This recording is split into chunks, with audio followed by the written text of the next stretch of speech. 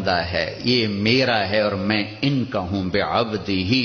اور الف اور با کے ساتھ اللہ فرما رہے ہیں کہ میں لے کر گیا، جبریل بھی نہیں لے کر گئے. اوپر کا جو آپ نے سفر کیا ہے وہ جبریل کا ہاتھ پکڑ کے نہیں، ان کے کندھوں پر بیٹھ کر نہیں، ان کے پروں پر بیٹھ کر نہیں، اللہ کی قدرت کن کے ساتھ آپ جبریل کے ساتھ گئے ہیں تو ملکیت کا لباس آپ کو پہنایا گیا اور اپنے ساری فضا کو پار کیا.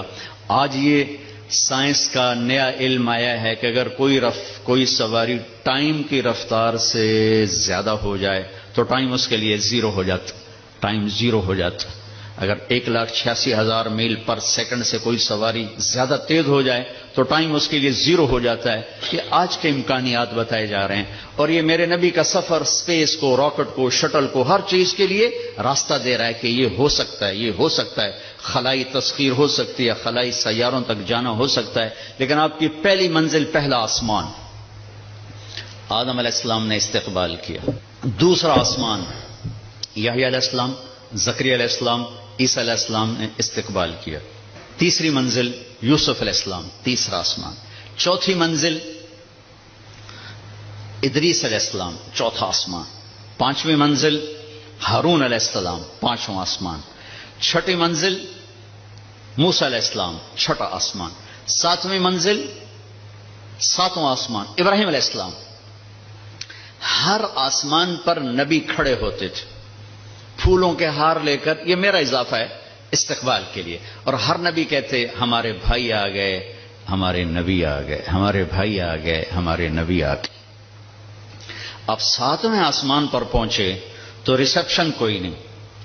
جب میں ابھی آیا تو سارے آپ کے افسران وہاں کھڑے ہوئے تھے. ریسپشن ساتویں آسمان پر ایک بڑے میاں، ایک بیت اللہ ہے، اس کی یوں ٹیک لگا کر نہ بیٹھے ہوئے اور اس طرح ہاتھ رکھ کے بیٹھے ہوئے، سفید داڑھی یہاں تک آ رہی اور اس بیت اللہ کا طواف ہو رہا ہے، فرشتے طواف کر. آپ پوچھتے ہیں یہ بڑے میاں کون ہیں، یہ بزرگ کون ہیں؟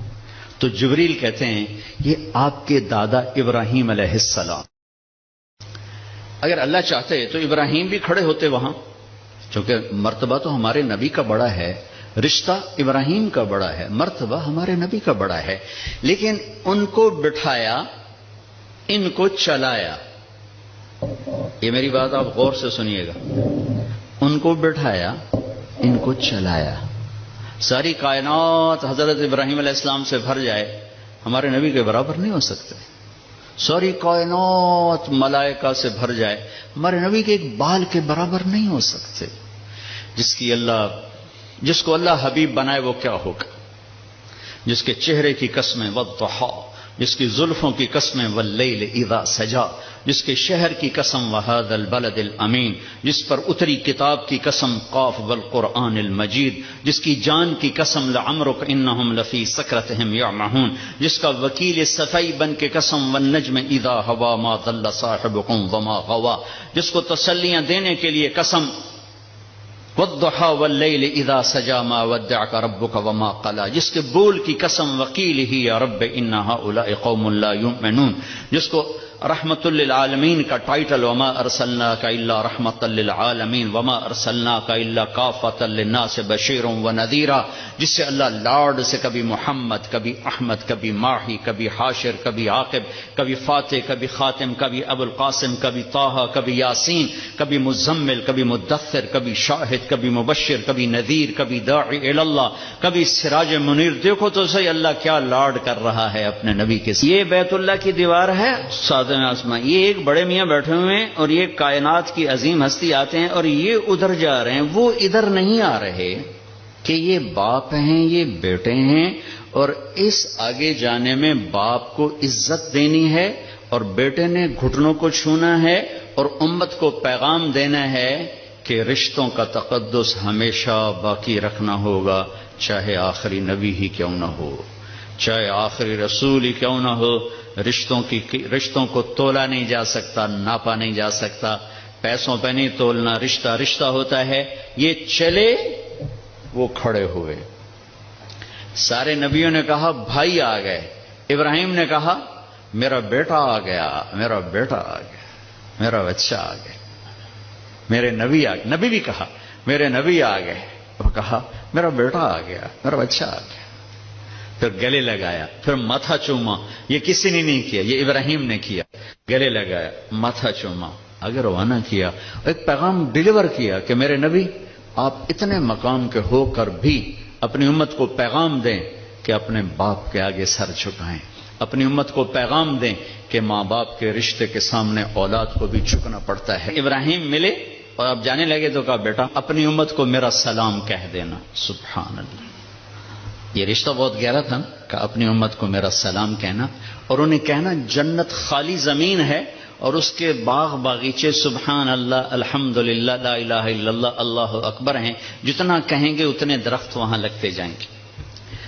اب آپ سدرۃ المنتہا پہنچے تو ایک آج کی اس میں آج کے لہجے کی گفتگو کہ جبریل نے کہا یا رسول اللہ آگے میرے پاس ویزا کوئی نہیں, آگے اور جہان ہے, ملکوتی جہان بھی ختم, ملائکہ کا جہان, سدرۃ المنتہا. یوں سمجھو جبریل اپنے گھر میں کہہ رہے ہیں یا رسول اللہ اس سے آگے میرے پاس ویزا کوئی نہیں, میں نہیں جا سکتا. کہا میں اتنا بھی آگے جاؤں گا نا ایک بالش تو میں جل کے راکھ ہو جاؤں گا, میں نہیں جا سکتا. تو یہاں آ کر ملکوتی حیثیت بھی ختم ہو کر کوئی اور حیثیت آپ کو عطا کی گئی, وہ اللہ جانے, اللہ کا حبیب جانے.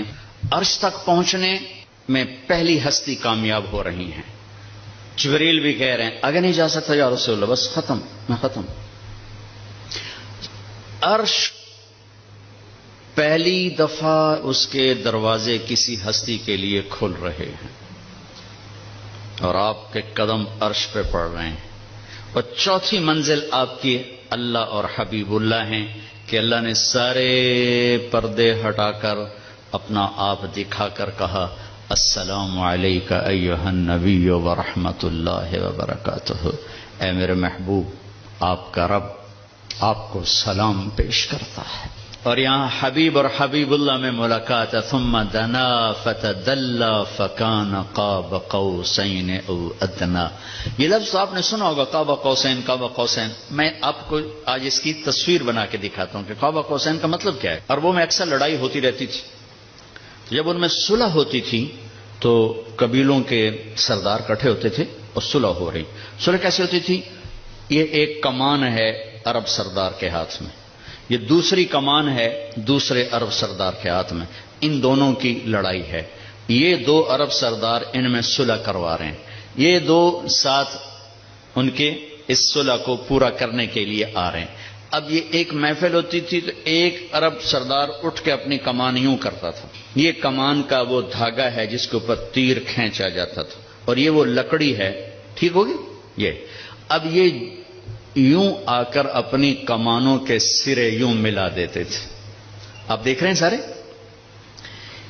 یہ قوس, یہ قوس, قوس کہتے ہیں کمان کو, یہ قاب ہے, یہ قاب, قاب قوسین, دو کمانوں کی قاب, یہ اور یہ اور یہ قاب, اور یہ قوس, یہ قوس. تو اس ملنے کو عربی میں کہا جاتا ہے قاب قوسین, کہ اب جیسے دو کمانیں ان کے کنارے آپس میں مل گئے تو یہ سردار بھی آپس میں مل گئے, اب ان میں لڑائی نہیں ہوگی. اس محاورے کو اللہ نے اپنے اور حبیب اللہ کے لیے استعمال کیا, فکان قاب قوسین, کہ میرا حبیب میرے قریب ایسے ہوا جیسے دو کمانوں کے کنارے قریب ہوتے ہیں. اگلی عجیب بات بتاؤں, او ادنا, او ادنا, اس کی کیفیت صرف اللہ جانتا ہے کہ نہیں میرے حبیب اس سے بھی زیادہ میرے قریب ہو گئے.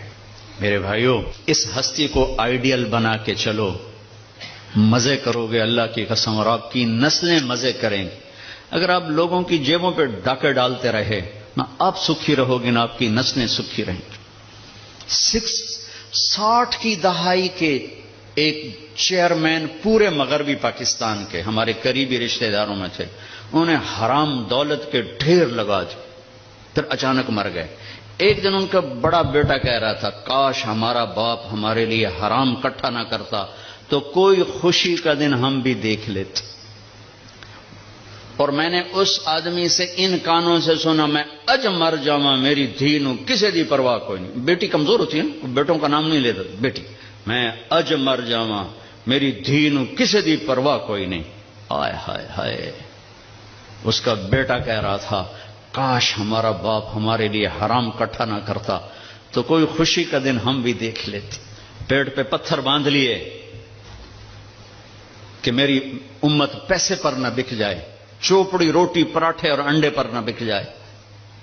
3 دن کے فاقے برداشت کیے. آپ باغ میں تشریف لے گئے, کھجوریں گری پڑی تھی, گندی کھجوریں جو گر جاتی, آپ نے اٹھائی, ہائے ہائے وجہ کائنات, ساری کائنات جن کے لیے بنائی, ایک گندی کھجور صاف کر کے منہ میں رکھی. ایک صحابی ساتھ ہے عبداللہ تو نہیں کھاتا؟ کہ یا رسول اللہ مجھے بھوک نہیں. بھوک کا مسئلہ نہیں تھا, وہ کھجور کھانا مشکل تھا. جی مجھے بھوک نہیں. کہ عبداللہ مجھے بھوک ہے, آج 4تھا دن ہے میں نے کچھ نہیں کھایا, 4تھا دن, مجھے 8 بجے تک چائے نہ ملے میرے سر میں درد ہو جاتا ہے. اور جی میں چائے نہیں پیتی, سر پیڑ پہ گئی ہے. آج 4تھا دن ہے عبداللہ, میں نے کچھ نہیں کھایا. گری پڑی کھجور صاف کر کے کھائی ہے. کسٹم والوں کو پیغام دیا ہے پیسہ سب کچھ نہیں ہوتا ہے, انسانیت بہت بڑی معراج ہے. اللہ کا ترازو پیسوں کو نہیں تولے گا, تیرے کردار کو تولے گا, تیری سچائی کو تولے گا, تیری دیانت کو تولے گا. اللہ اور حبیب اللہ کی ملاقات ہے, قاب قوسین او ادنا. پھر وہاں سے آپ کی واپسی ہوئی ہے تو 50 نمازیں لے کر واپس آئے. میں اللہ پہ قربان جاؤں, اللہ نے 5 دینے تھیں, 50 کیوں دی ہیں؟ نماز کی اہمیت بتانے کے لیے کہ نماز بڑی عظیم چیز ہے. آگے آپ نے کچھ کہا ہی نہیں, چپ کر کے واپس آ گئے. تو میں نے کہیں پڑھا نہیں, لیکن مجھے لگتا ہے اللہ نے 6ٹھے آسمان پہ موسیٰ علیہ السلام کو کھڑا کر دیا, ہوگا چونکہ پڑھا ہوا نہیں, وجدان ہے. یا رسول اللہ کی ملاقات کیسی رہی؟ بہت اچھی رہی. کیا ملا؟ کہ 50 نمازیں. کہا توبہ یا رسول اللہ یہ کون پڑھیں گے؟ اب واپس جا کے تھوڑی کم کروائیں. واپس گئے, 5 کٹ. پھر آگے موسیٰ کھڑے تھے, کتنی؟ 5. نہیں یا رسول, واپس جائیں. پھر 5. 9 چکر لگے, آنا جانا 5. صرف یہ بتانے کے لیے کہ کسٹم والوں نماز بھی ایک بہت بڑا حکم ہے. جب 5 رہ گئیں تو موسیٰ علیہ السلام نے پھر کہا واپس جائیں, کوئی نہیں پڑھیں گے. آپ نے کہا مجھے شرم آتی ہے, اب 5 کم ہو رہے ہیں, اب جاؤں گا تو 5 کم ہو گئی تو پیچھے کیا بچا, میں نہیں جاتا. تو کہنے لگے چلو ٹھیک. میری امت پہ 2 نمازیں فرض تھیں, انہوں نے کوئی نہ پڑھی. یہ کسٹم والے 5 کی تھو پڑھنے, ایک نہیں پڑھنی, 5 کی تھو پڑھنی. میں کہا نہیں میں نہیں, بس ٹھیک ہے. یہ پھر غیب سے آواز آئی اوپر سے, میرے حبیب آپ نے 5 قبول کی, ہمارے ہاں 50 ہی ہیں, آپ کی امت 1 پڑھے گی 10 لکھی جائیں گی, 1 پڑھے گی 10 لکھی جائے گی. تو یہ وہاں سے تحفہ لے کر آئے.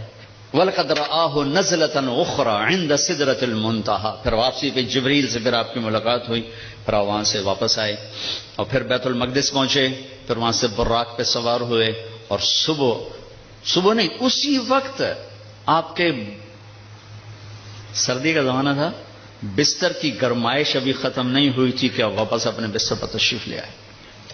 صبح آپ نے حضرت خدیجہ سے کہا یہ ہوا ہے, میں بتانا چاہتا ہوں. وہ ڈر گئی, یا رسول اللہ لوگ تو بہت جھٹلائیں گے. کہا جھٹلائیں جو مرضی کریں, میں بتانا چاہتا ہوں. آپ حرم میں تشریف لائے اور آپ نے یہ اعلان کیا میرا رات یہ سفر ہوا.